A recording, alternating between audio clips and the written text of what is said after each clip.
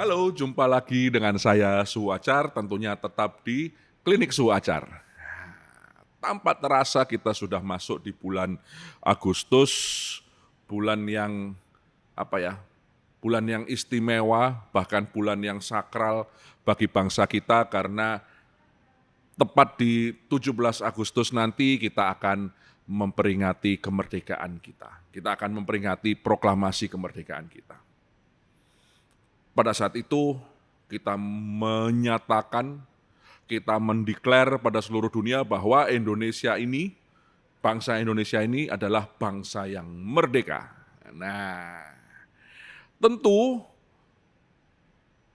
setelah kita merdeka, setelah proklamasi maksudnya, bukan berhenti perjuangan kita itu tidak berhenti di saat itu saja. Perjuangan kita tidak berhenti bahwa kemudian kita sudah bisa mendeklarasikan kemerdekaan, kemudian kedaulatan kita diakui oleh dunia, kemudian kita menjadi sebuah bangsa, menjadi sebuah negara dengan pemerintahan yang sudah berjalan lebih dari 70 tahun. Tentu tidak begitu, bukan tidak begitu, tidak hanya itu. Nah, ya, karena ada hal-hal penting dari kemerdekaan yang bahkan itu sudah dilihat oleh para founding fathers kita, para bapak pendiri bangsa kita. Bahwa kemerdekaan tidak hanya semata-mata sebuah kemerdekaan wilayah, sebuah kemerdekaan untuk kemudian kita bisa membentuk pemerintahan kita sendiri, tetapi yang jauh lebih penting adalah bagaimana kemerdekaan kita ini akan membentuk, akan membawa kita sebagai bangsa yang betul-betul merdeka. Maka bangsa yang betul-betul merdeka ini tidak hanya yaitu tadi secara physically kita merdeka, tetapi secara batin kita, secara pikiran kita, jiwa kita, kita adalah manusia yang merdeka, dan kumpulan-kumpulan manusia yang merdeka ini menjadi bangsa yang merdeka. Saya percaya bahwa itu harapan dari para bapak pendiri bangsa kita, bahwa kita bisa menjadi jiwa yang merdeka, sehingga kita bisa membentuk, membangun sebuah negara yang betul-betul merdeka. Dan itu sudah tergambarkan di dalam lagu kebangsaan kita. Ya kan? Maka ada sebuah lirik di sana yang mungkin kita nyanyikan setiap kali upacara apa segala macam, tapi mungkin kita karena udah saking sering dan kemudian jadi formalitas, maka kita kadang-kadang lupa untuk menghayatinya. Yaitu apa? Ada kata-kata bangunlah jiwanya, bangunlah badannya. Peletakan jiwa di depan itu saya kira bukan sebuah peletakan kata yang asal saja, tetapi itu punya makna yang mendalam bahwa pertama-tama kita harus menjadi manusia-manusia yang merdeka. Kita harus menjadi manusia yang merdeka pikirannya, merdeka jiwanya, merdeka raganya.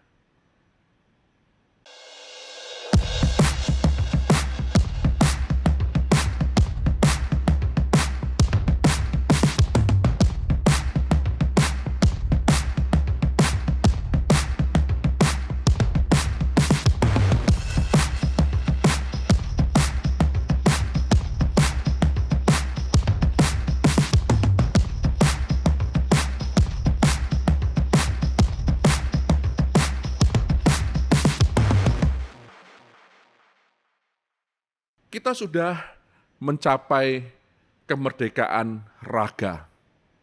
Kita bukan lagi menjadi bangsa yang terjajah. Pemimpin kita pada era tahun 45 telah membuat kita benar-benar menjadi bangsa yang merdeka dengan perjuangan sampai kemudian pengakuan kedaulatan dan seterusnya. Kita menjadi sebuah bangsa yang merdeka, bangsa yang diterima oleh seluruh negara, kita menjadi manusia yang secara fisik merdeka.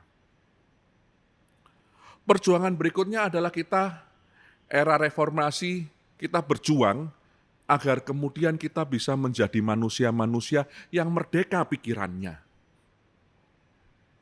Kita punya kebebasan untuk berekspresi, kita punya kebebasan untuk mengeluarkan pendapat, kita punya kebebasan untuk menjadi berbeda, walaupun kita tetap satu. Kita punya kebebasan untuk mengkritik, walaupun asal itu adalah sebuah kritik yang membangun, kita diberi ruang. Tapi bahwa ada sebuah perjuangan yang belum selesai, yaitu bagaimana kita menjadi bangsa atau manusia-manusia yang juga merdeka jiwanya. Kenapa? Karena pada kenyataannya jiwa yang merdeka sendiri juga bukan hal yang mudah. Contoh paling gampang apa?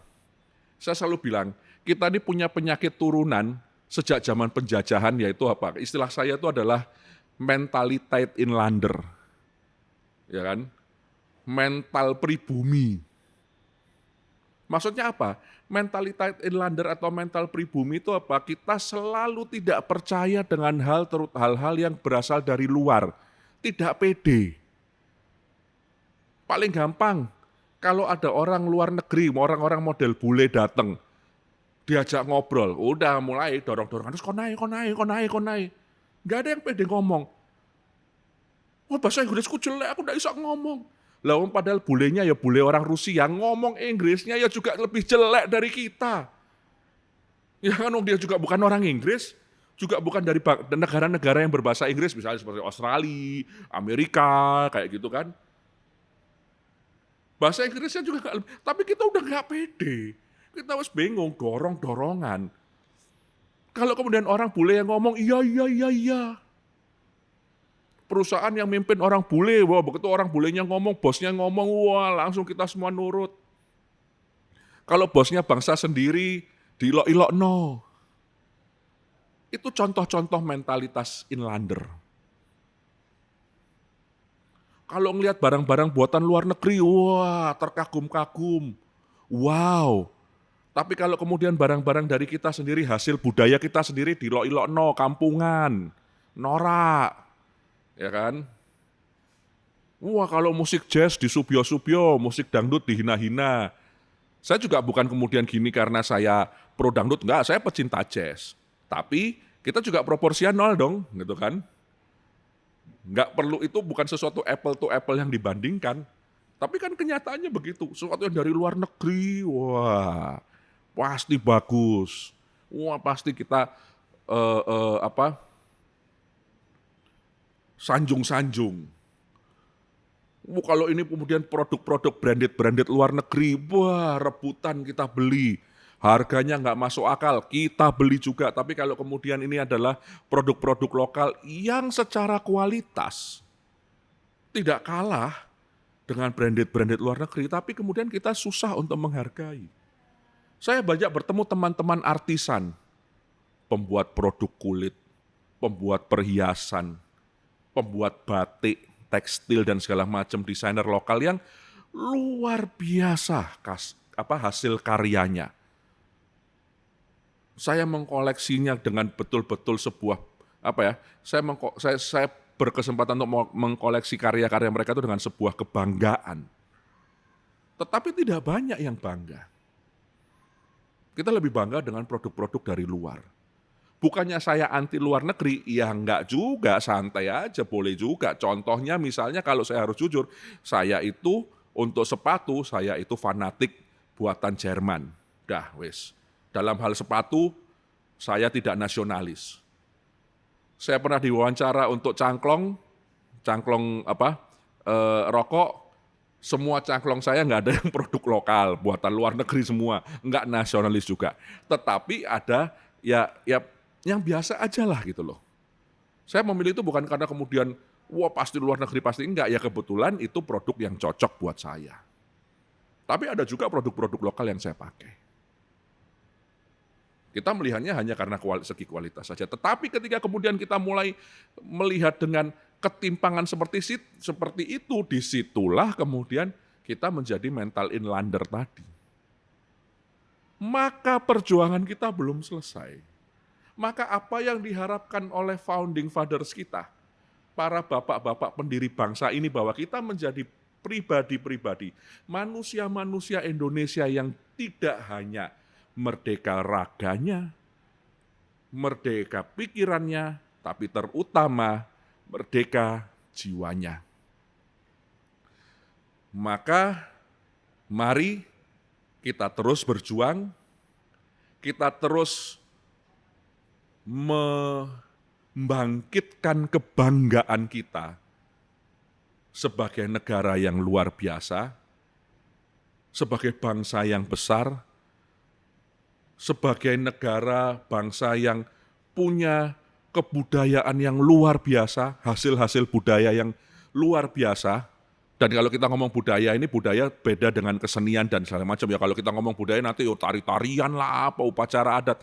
Tidak itu, tetapi segala macam produk hasil karya karsa kita, produk budaya yang luar biasa. Dan kita harus bangga. Walaupun kebanggaan ini bukan kebanggaan yang membuat kita menjadi ultranasionalis yang berlebihan. Bukan itu, tetapi kita juga harus punya sebuah jiwa nasionalisme yang baik, jiwa nasionalisme yang proporsional sesuai dengan tempatnya sebagai cerminan manusia yang merdeka raga, pikiran, dan jiwanya. Semoga peringatan kemerdekaan ini membawa kita untuk terus semangat berjuang untuk memperbaiki bangsa kita, rakyat kita, menuju bangsa yang benar-benar merdeka. Oke? Merdeka. Jangan lupa like and subscribe.